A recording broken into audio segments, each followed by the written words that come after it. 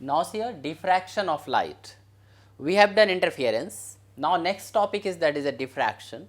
What do you mean by the diffraction? See here diffraction of the light is actually, here it is the phenomenon of bending of light through the corners of an aperture or obstacle in the path of the light.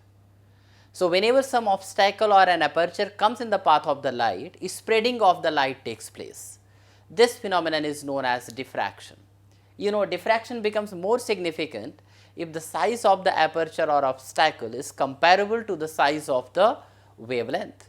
And see, now in this case, some example we can take. Suppose we have got a slit like this, which has got an opening over here, and one wave front is incident here. The part of the wave front which is unblocked and falling over here and this aperture, it gets spread after that. So, spreading of the light takes place here. So, this phenomenon is known as here actually diffraction.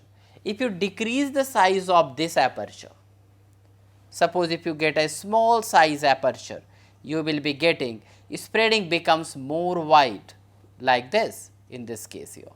So, smaller the size of the aperture, more is the spreading. So, this concept or this phenomenon was explained by the Fresnel, and he gave this concept, the part of the wavefront which is unblocked, that becomes as a new source of light over here according to Huygens principle, and mutual interference of these wavelets takes place. As a result, diffraction patterns or the diffraction pattern is formed. So, this is about the diffraction here, and diffraction can take place for the all type of the waves, even in the sound waves, radio waves or the light waves. Now, we will be doing here now the diffraction due to a single slit.